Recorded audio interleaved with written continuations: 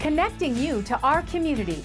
11 Connects. Welcome to 11 Connects. I'm your host, Jen Lennon. Today I'm joined by Levi Heydrich of Heydrich's Colorado Tree Farm and Nursery, and we're here, Levi. We're at the nursery. We're at the nursery. Fantastic. So I know we're in a bit of a greenhouse. We've got some trees and things behind us, and that's actually what I wanted to ask about.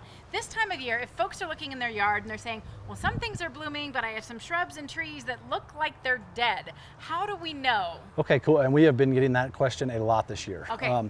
A couple things. You understand that some plants and trees leaf out later or start to grow later than others. So if you're talking trees like oaks, bur oak, swamp white oak, red oak, ash, honey locust, hackberries, coffee trees, those are all trees that really don't start to leaf out till much later than like your crab apples or your choke cherries or things like that. So some are going to be more spring related, some are later in the summer. They are. Some just start earlier in the year. So one way you can check is you can go up to the tree and look at the branches, look at the buds. I thought you were going to say ask it. Ask it.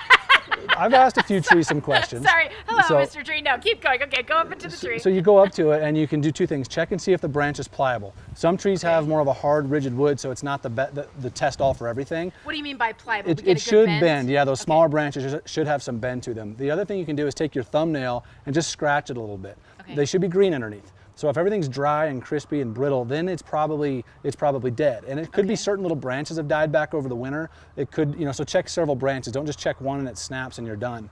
That's my question. Yeah, if it's just part of the tree, is there a way that we can just prune back that part? Right. If it's dead wood, you can prune it back. If it's a significant amount of the canopy, maybe over a third or 40%, then the tree might be in trouble. Okay. Then you might look at other things like, it could have been a late frost. You could have insect damage, things like that. Could have had damage from a storm, right. Something like that. Okay, so check for pliability. Anything else we should look for? And it's not just trees. There's shrubs like Russian sage, but people keep ripping out butterfly bush. And this year, with the cooler spring that we've had, it might be a lot later this year before they start to leaf out. Some of your grasses like switchgrass, pampas grass, maiden grass, all need some heat to get going. And when we have cool weather like this, cool nights, stuff just won't come back as early. It takes some heat to get things going. So should we keep watering it? If it's dormant, it won't take as much water. So anything you have that's lush and green is going to use more water now because it's starting to warm up. But things that are dormant, don't keep them too wet. Since they don't have foliage or leaves or not transpiring water, they won't take as much water. They won't want it yet. Okay, and if you're not sure what you had, you mentioned some very specific species of trees. Right. Can we take a picture?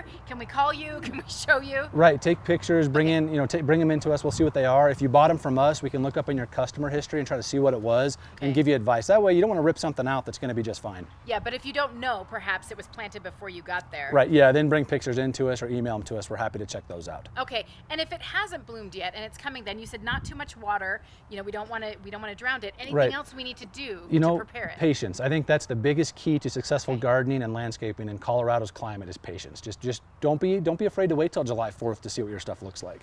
Okay. Some winters are going to cause plants to die back, and it's going to take some time for them to get to the size they were before that winter. It doesn't mean they're dead. It just means they need a little bit more time. Makes a lot of sense. And if you do find that something really is, you think it's dead. I mean, it's brittle all over. You can't save it. Come on in because you still have stock, and it's okay to plant. Now's a great time to put stuff in the ground. The nursery is fully packed. We have thousands of trees, shrubs, perennials, grasses. We're located on Woodman Road, just east of Powers, before Black Forest. You can check us out online at coloradotreefarmnursery.com or call us at 598-8733. And one thing I want people to know is if they do come by here, everything that you sell here will grow in this climate. Right, and that's critical. That's our niche, is we really focus on things that are for this climate and soil, elevation, cold, wind, alkaline soils, everything. Okay, well, great advice as always. We hope people will come by and check it out. And again, pictures always help. Even bringing a little piece of the tree, anything like that will help, right? That really helps us ID it. I mean, if someone brings us, like a piece of a Russian sage or something, we can say, hey, just wait, just be patient with it. Got it. I know, sometimes we're not so Remember, patient. patience. Patience. I got it, Levi, thanks.